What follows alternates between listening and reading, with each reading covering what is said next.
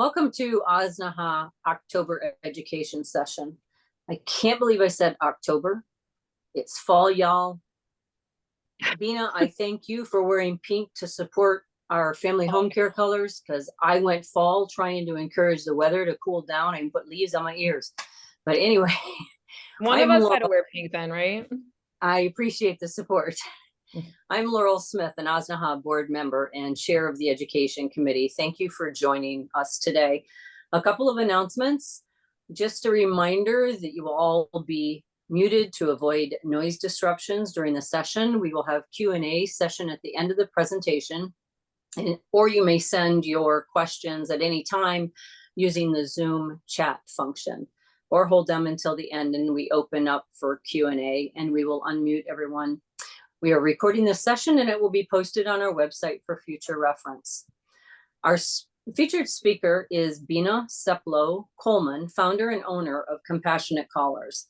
Bina was practically raised on the essence of home care, as her parents established 4 home instead senior care franchises in Arizona back in 1996.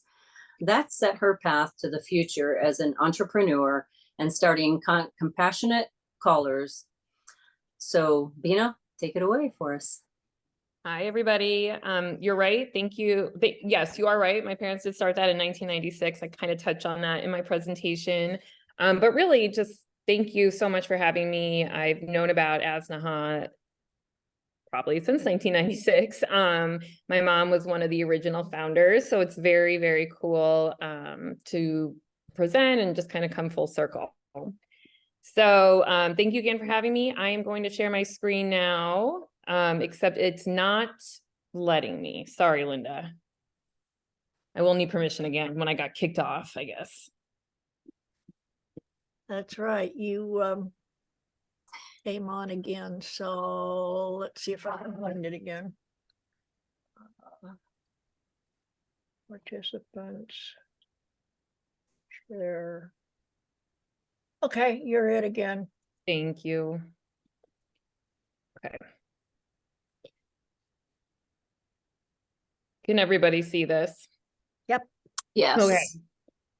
So, like Laurel said, I have been very involved in home care just by the nature of hearing about it my whole life growing up. And so I've been in the industry. Anyways, I'll tell you all about that. But basically, I'm here to talk about what I have started and founded called Compassionate Callers. And really, it's a way for us to work together, an alliance to maintain independence and provide peace of mind for all of the clients. A little bit about me. As you know, I founded Compassionate Callers. I actually have a gerontology degree, which is very weird and niche, I know, but I do. I think it just kind of comes from hearing about it my whole life. And since I've had my degree, I've been working in it. So I've been working in this field forever. Not only do I have the degree, but I actually was a true caregiver, a true sandwich generation caregiver, in the fact of my father. We actually had to place him in a community in Scottsdale due to him getting Lewy body dementia. He has passed a few years ago, but at the time I was a wife, still am, mother still am, and I had 2 young kids. They're only 5 and 8 now, so they are even younger then. So I really understood, and for what I went through, I knew that there had to be something else in the industry that was needed, and that's where I came up with Compassionate Callers. So that's what I'm going to talk about today. These are the benefits of Compassionate Callers, and I'll kind of touch on them all. Again, I know Laurel said we'll do a Q&A at the end, so any questions you have, either just write them down or you can ask me. I'm very open. So the point of Compassionate Callers is that it's a personal phone call that a person can get up to 5 times a day, 7 days a week, anywhere that person calls home. And what I really, really like about it is it's personal. It's not an Alexa device or a different kind of device. And it can be a text if the client wants, but for the most part, it is that personal touch of the 5, 7, or 10-minute phone call, depending on the package. Each client has a personalized care plan, an emergency protocol, which I'm happy to go over and really talk about the nitty gritty of when we decide to call, why we decide to call at that time. And it really goes into that personal care plan. One big benefit to us is that we are a true fall risk alert. We all know that our clients may be paying for that monthly pendant that they wear, that they're supposed to wear, let me say that, but they're not wearing. And if they fall and a caregiver isn't supposed to come for another day or two, they could be on the floor for hours to days. But since we are actually proactively calling up to 5 times a day, we're really able to know if someone didn't pick up. Like I said earlier, we have that emergency protocol that we spring right into action if, you know, we don't hear from the client, they're not picking up, whatever the case may be. And really due to that, is one way that we're trying to keep people out of being readmitted to the hospital, even going into the hospital, is getting that, you know, person there, whether it's 911, EMT, whoever is on that emergency contact list, they're quicker than if they'd been on the floor for hours to days, like I said. Compassionate callers also is an affordable option. I love home care. There is no question. I am probably the biggest advocate of it. And when someone doesn't want a caregiver in the home more than 12 hours a week, whatever your minimum is, or at the time they just can't spend that money, Compassionate Callers comes in as that affordable option. So we are an affordable option that works very well, like I said, with home care to make the continuum of care seamless. Whoops. I really probably don't need to get into this with you guys, only because you are very aware of your own benefits, but because I said I am such an advocate of home care, I just jotted some down that I really love and talk about it. That in-person caregiver, obviously, person in there to cook, clean, hands-on assistance in the bathroom, shower, wherever it is needed. If a caregiver does call out, you guys know the whole point is to get someone else to replace that caregiver, which I will talk about in a little bit, but no fault of anyone's. We're just in a tough spot with caregiver shortages in the nation, and it's hard. And then, of course, companionship. You know, the world, I get articles all the time. I'm sure you guys do too, but, you know, seniors are lonely. Since the pandemic, it probably has not gotten better, only worse. And that is why Compassionate Callers is so great, but also why it's so great to have a caregiver in the home. You know, it's that constant companionship for as long as they're there. So those are some of the benefits of home care. Again, I know you guys know all this, just wanted to show you. Here are the ways that we work in alliance to maintain that independence and provide the peace of mind. I just thought it was sweet because we work with the elderly, and it is, but when we're working together, that client is getting double the love. You know, I know caregivers really fall for their clients. They're with them so much. It's such an intimate and lovely thing to be together. And that's how we feel with Compassion Callers as well. You know, we're not together, but we are speaking to clients up to 5 times a day. It's a lot, and you really get to know someone. And you know, I have so many stories I can share with you guys if you want, but even if I'm a minute late calling one client, because one client was talking over the allotted time, and you never want to hang up on them, they notice and they're like, oh, Bina, we're so glad you called. We were getting so worried. So, you know, it's a lovely, lovely thing, and it's just double that love. So Compassionate Callers is able to call when the caregiver is not present, exactly what this was created for. When a caregiver is not in the home, again, for numerous reasons, caregiver shortage, they don't want a caregiver in the home more than the minimum, they can't afford it at the time, we're able to step in and make those calls. So that's a big reason why we work well together. Communication from myself or Compassionate Callers to home care is, in my opinion, top notch, to the point where you guys will probably be like, Bina, we got it. You guys talked. you can tell me it's enough. We get it. There's a really good communication. If anything is going on, or me or the Compassion callers notice anything, you know, we report it right away. Like I said, everything is written down after each phone call. So if a family member or someone at the home care agency is looking for that documentation, we have it, and we have open lines of communication. And then truly, it's just kind of nice to have this as an add-on service for us both. So, you know, you're out, you're talking about your home care agency.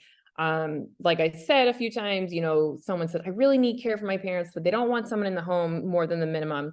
You can mention compassionate callers. On the flip side, you know, you refer to me, you know, compassionate callers is calling, and I notice, I say, hey, they're getting 12 hours a week, but I think it's time to up that. I let you guys know. So it's kind of a win-win. You're never going to lose that client. You're really just going to gain more hours eventually. Compassion Callers was not started as a competitor at all. It was really started to work together to make sure that there's safety for the client. And that's kind of the added on service for both of us that works so well. This is just how we can start working together.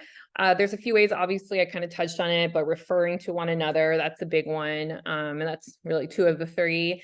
And then the other one is for the home care agency. So, you know, with this caregiver shortage, maybe you can't find a caregiver, maybe one called off, you just truly can't get another one in there. It's really nice to know that since we are a calling service, compassionate callers can call that client. So if you're really struggling with a few clients, maybe they live in a tougher area or whatever the case is, your home care agency can always contract compassion callers to make those calls to see what's going on. Do they need anything? Are they okay? We just can't get a caregiver in there, but someone will be calling. Someone will be checking on them. Someone will make sure they're taking their medicine. So any questions on this, please let me know, but these are just some ways we can work together. And then I really touched on this, but I can't tell you guys enough. I'm such an advocate of home care, and I just want to make sure, you know, I don't know, love's the right word, but you know, I really trust you guys, trust home care agencies, and I just want to make sure you feel the same. You guys can ask me anything. I'm a very big open book about it all. And here I call it my colorful flyer. It kind of touches on everything we can do over the phone. I hit on the proactive fall alert, obviously medication reminders. We do not do anything in person. And so if your caregiver is doing the grocery shopping, you won't need this, but we can get food delivered through Instacart, or if there's other, I would say Instacart is just the largest, but if there's other grocery shop services, we can get those delivered as well. You may be wondering why there are kids here, but the reason is, my children are young, like I mentioned, and they're in the PV school district. We and the PV school district are having problems with staffing for aftercare, just like everyone else. There's a staffing issue. And I thought, oh, wow, that's actually something that compassion callers can do. They can call those traditional latchkey kids whose parents are working and make sure they got home safely. So just something else to throw out there. If you ever hear anyone talking about, oh, I just can't find after school care, I get it, trust me. That's why the kids are on there. Anyways, that's it for how we can work together. I know I gave you guys a ton of information. I'd love to talk to you guys more about how we can really sync up and work together. This is my contact information, and of course you can get it through Laurel. I assume this will be on the website. But again, you know, as I said, it's not created to be a competitor, but to really work together, work in alliance to make sure that all these people out there that we're all serving just are staying safe and secure wherever they call home. So thank you. I know that, again, like I said, it's a lot of information, but any questions, let me know, and I'd love to talk to you guys about it. Thank you very much, Bina, for spending time and sharing compassionate callers with us today. It certainly is an interesting concept, and I believe a lot of our members will be interested in learning more and hopefully reaching out to you. Let's see if there's any questions. I thought I saw something in the chat.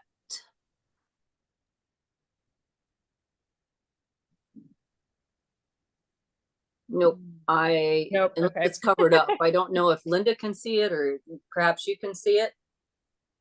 Me? No, I don't see anything, but so my question is this. You mentioned that one caller was like wigging out because you hadn't called them, and you call them at that certain time all the time. So how do you keep it to your allotted time on the program that somebody chooses? Yeah.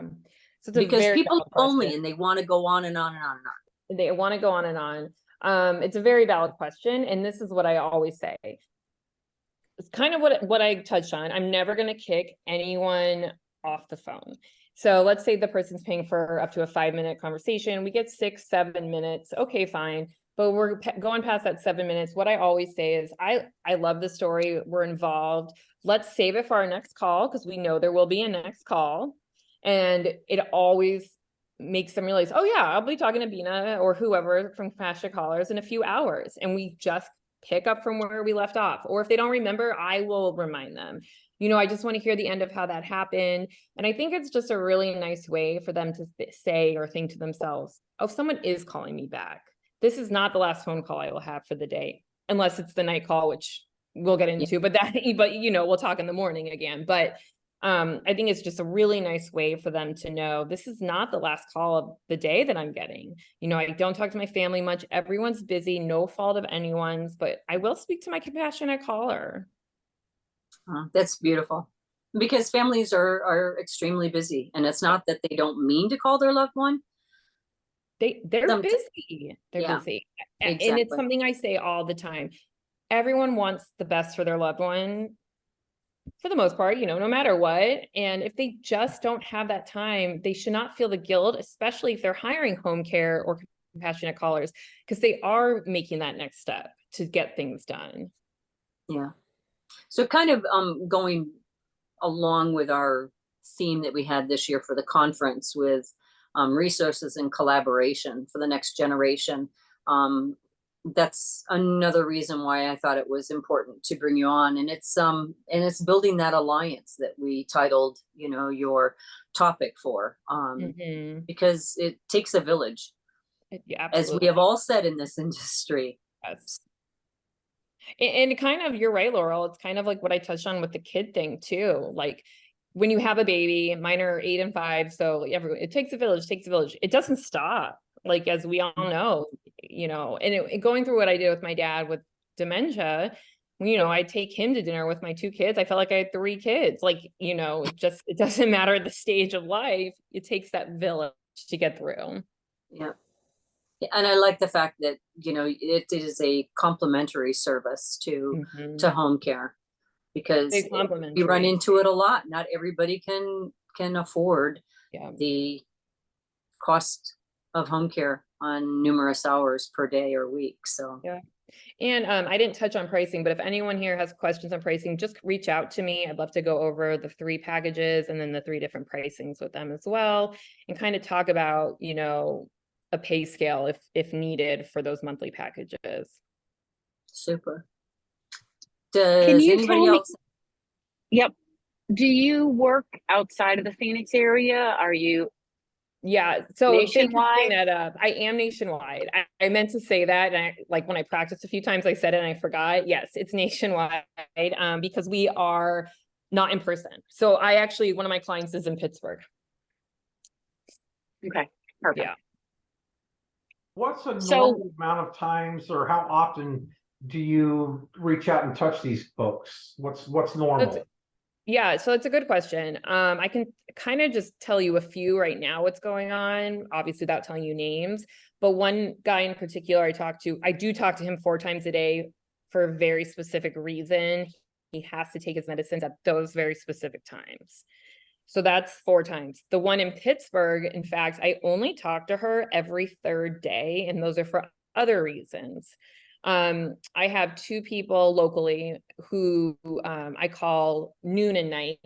So it's really, it really gets discovered, kind of like with you guys and when the caregiver should come in that assessment. Like, why call it this time rather than that time? Why call this guy 4 times and not every 3rd day? So it really depends on that assessment. Gotcha. Thank you. And I'm real curious what your protocols are for if they don't answer the phone, because heck, I even know when we had actually a middle of the night emergency last night at one of our overnight clients, and one person missed the call. I was just curious what your protocols are that triggers getting someone out to the house. Yeah. So a great question, because I know I touched on it. So basically I call first. I call at the allotted time. I let it ring through. If they don't pick up, I wait 5 minutes. Could be a plethora of reasons they didn't pick up. They couldn't get to the phone in time. They're in the restroom, whatever the case. Yeah. So I wait 5 minutes. I try back that second time. If they don't pick up that second time, we spring right into action. I call the first emergency contact, and that's what the number I'm given on the assessment is. So, Right. and it could be anyone. You guys know it can be emergency, 911, non-emergency line, home care, hospital, whatever the case is, whoever that, or the family member, whatever I got, that's who I call right away. And then I always call number 2 afterwards, because if it's 911 first, then I always call the family after. Gotcha. Thank you. Yeah. And just so you know, a little more on that. One of my guys locally, I do call 911 fairly often for him. He's one of the ones, long story, I'm trying to get him home care. He gets EMT shown up a lot to his home, and to be honest, it's because he can't find his phone. That is it.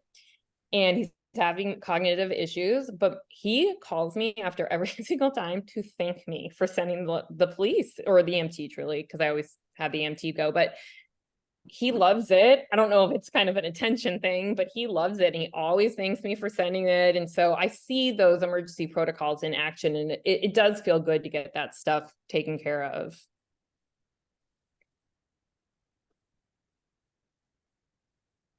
Okay, any other questions? Yes, Bina, how do you get your referrals? Where do your clients come from? So a few have actually come from home care, which has been wonderful. That's why I really was so thankful Laurel asked me to speak. The whole presentation was just how well we work together. And then like the woman in Pittsburgh, she's actually a geriatric care manager. It's one of her clients. So it's really just depending on who needs that assistance. I'm trying to really work with like discharge nurses, case managers. So just anyone really out there that sees this affordable option as something their client or patient can take advantage of. Okay, as soon as this gets up on the website, I'll send out a message to all of our members, asking them to, if they've got the time, take a look at the recording, because I think this is something that is pretty important. And I think they could all use it if they really understood it. And I don't think that the write-up that went out really said too much enough to get that many people to come on to the live class. And so let's see what we can do about getting more people view this and what that'll do for you. I appreciate it, Linda. I really do.